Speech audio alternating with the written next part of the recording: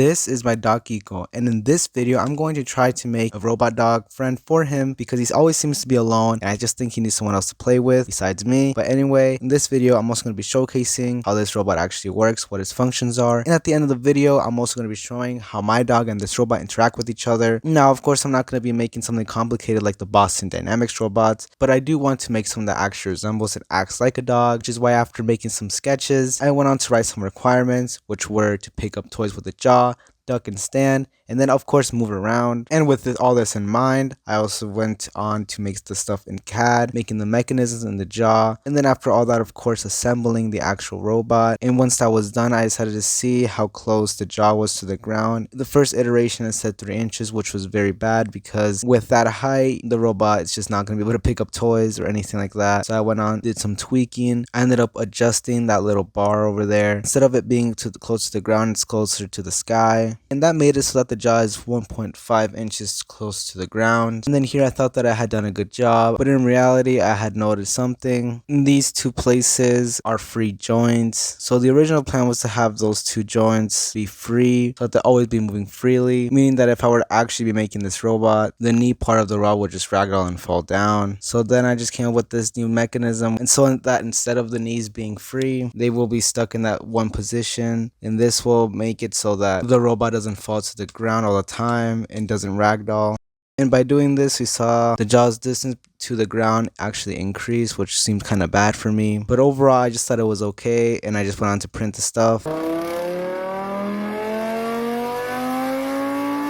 Now that I had all the parts ready, I of course had to assemble the entire thing. So boom, and there it is. These green little bars are to help the servo motor when the robot is down on the ground so that there's less pressure on the motor and so that it doesn't break. Then these wheels that I use are pretty bad, I'm not gonna lie. And I had them as well as the back wheels, along with this servo motor that would be the tail for the dog. And then of course this little jaw here. And then we had a little servo motor in there that would open and close the jaw. And that's how it would look when it was down. As you can see the job of those green little bars. And then of course I put a toy in his mouth to see how well it grabbed it. But it was time to add other components. And there they were, all the stuff there. And everything seemed like it was going to plan. And so that I could actually control this robot, I'd be using this Bluetooth module, which I can link to my phone. I'd be putting it back there. I had to test if this thing even worked. So of course I ran a little code in here, and yes, it did work. If you guys want to learn how to use this module, I've left the link in the description of a quick 40-second video just showcasing exactly how to use this. But guys, as I was testing it, I saw that this little mechanism was actually not working as I intended, and that's when I ran into my first problem.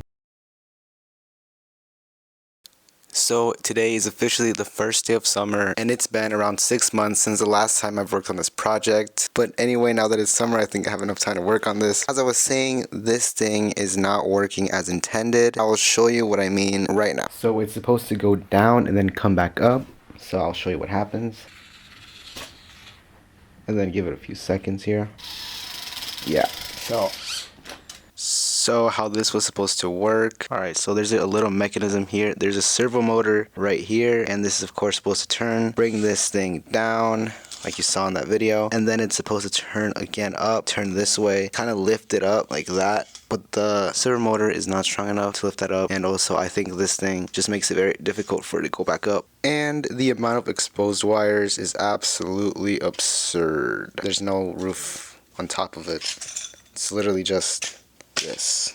So I need to come up with a different solution. This thing kind of sucks. And that is exactly what I did. I drew a quick little sketch, and then like before I remade it all in CAD and then assembled it all together. And then of course that is the main mechanism here. We got the gears. This should double the strength of the servo motor so that I can actually lift the robot up. And then I also made this little bar thicker so that it would be strong and not break at all. And this is how it would look like when it's down. As you can see, the jaw is pretty close to the ground, which is very, very nice. The gap between the jaw and the floor in this version is less than half of what it was before. The base plate, I made sure to add extra holes as well so that I can then add the shell on top to cover all the wires eventually. And of course, I went on to print the things. And while that was printing, I decided to go ahead and work on the programming here. Just making sure that after those 6 months, everything would still be working as before. And once everything was good, I decided to assemble everything. I did not put the lift motor on yet, but I did go ahead and test the little mechanism. As you can see, if the motor was attached, the legs would move pretty well. And if you guys are wondering how I was able to get the gears and everything to get stuck together, I basically just melted the plastic using a soldering iron. Once this is all done, I went ahead and tested that little lift. So here it goes down. I went to see how it would go up,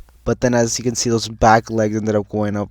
And that was another problem that I ended up running into, because obviously that is not what we want. We want the robot to stand up like a normal dog. So I saw that if I would at least hold it, the legs were strong enough to just lift the entire robot. Then I tried adding some weight at the back, just testing it. And then I made a little prototype using cardboard, in which I were to put some screws inside to weigh it down. But then that plastic that was used to hold the gear and that little bar as well broke loose, and so the legs were just swinging freely, which was not a good thing for me. And I'm going to start a brake hound because this robot ended up breaking a bunch of times. But eventually when I got it fixed, I tried to see if those weights would weigh it down, and it didn't. So I just came up with a different solution, in which I would change the center of gravity by extending the back using this new printed part. And then using this, the legs actually kind of worked here. As you can see, it kind of did lift up pretty well. So then I designed this little battery holder with 2 extra holes in the back to add some extra weight using screws. This battery will also help weigh down the robot so that it would stand up correctly. With that printed out, of course, I went to go test out to see if it would actually lift good, and yes, it did.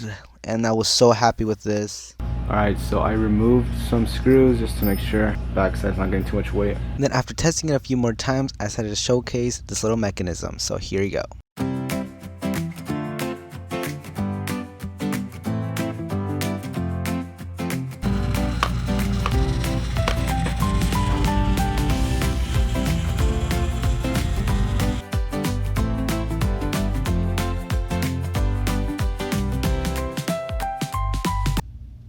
And then this is a little jaw, so you can see it closes, and then it lifts up the toy. And then of course it drops it. And unfortunately, all this testing ended up straining that little gear, and then this little gear part broke over there near where the servo motor is, you can see. So originally I had printed out these 2 parts separately, but this time I printed them out together, so that this way the gear will be much stronger, it'll be less likely for it to break. And then once I had printed that out, and then of course started working once again, so I was very happy there. But yes, that was the second time it broke. And after picking up the toy once again, I decided to drive around to test that, and as you can see, I could drive back and then slightly forward as well. The speed of this was not very good. I also wanted the robot to be able to drive while it's stuck down. As you can see, the wheels are not touching the ground because the servo motor was set correctly. And then I wanted to see how fast it went. As you can see, it's not going that fast. I could make it faster, but honestly, I don't really want to do that because it might just mess up with the robot, and honestly, it's fine like this. Maybe if I run too fast, it could scare my dog even more. So I also had some trouble turning around with these types of wheels on a carpet as well. So yeah, that kind of stressed me out, but I did find some omnidirectional wheels on the Bamboo Lab Studio, and I was able to print them out and then switch out the rubber wheels with them. I still had trouble turning on the carpet, and then also one of the motors were leaking some liquid. I don't know what it was.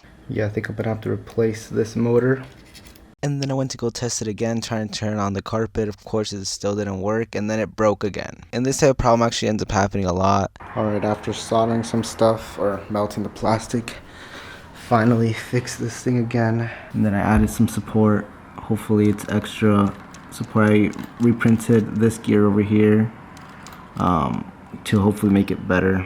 But we'll see if it's even better. Alright, but even though they didn't turn the carpet on hard ground, it can actually turn pretty well and actually move pretty well. So after adding a few more coats, just to make sure that I can drive while it's ducked, I went on to try to pick up this toy, and eventually I was actually able to pick it up with its ear. That's the first time I was able to pick it up without me having to hand feed the robot, and I was pretty proud of that. But now, all the main features of the robot have officially been added, so I think it's time that my dog and this robot end up meeting each other. So here's a little interaction. Here I'm trying to pick up the toy just to bring it to him, but I'm really struggling to do that, so I switched to a different one. I still couldn't pick that one up, but yeah, it's whatever, I guess. He still didn't seem to care about the robot, so I needed to wait to get his attention. But eventually he ended up walking up towards his toy where the robot was, but as soon as the robot started moving, he started backing away, and then he sat down. So I tried to drive up to him, try to interact with him. But he ended up getting jump scared even though I was pretty far away from him. He just kept backing away. I don't think he wanted to interact with the robot. And he just ended up like running away. I think he was scared of the robot, I'm pretty sure. And then he just left. Clearly what I was doing was not getting his attention, so I decided to go eat his food and see if he would react to that. But he did not seem to give a poop about me eating his food. I was just munching away, so I decided to drive up to him at the speed of light.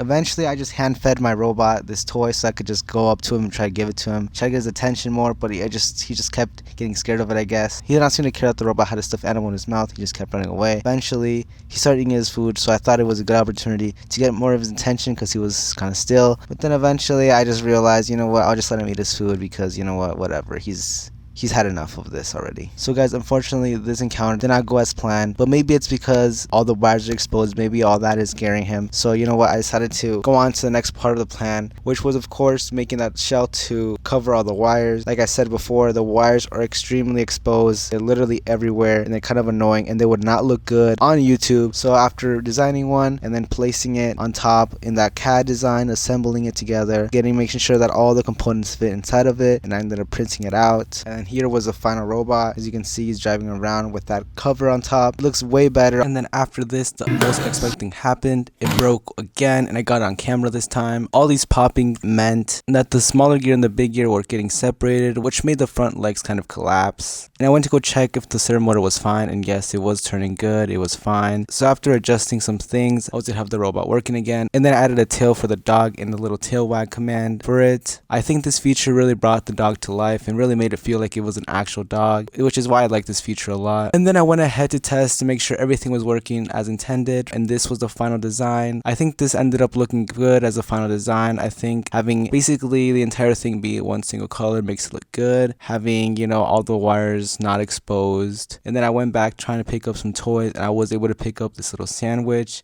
And then I went on to test pick up that other stuffed animal again. I was able to pick it up once again. But in both these times, the robot actually ended up breaking afterwards. So whenever there's that popping noise, that means that this gear is getting pulled this way and it's kind of like spinning freely without touching this one. And so to prevent that from happening, I just put a zip tie right there to prevent the two gears from separating, and it actually ended up working pretty well. Yeah, this kind of like what I did at the very last end. So, but yeah, but once this final design was done, I went to go see if he would actually want to interact with the dog.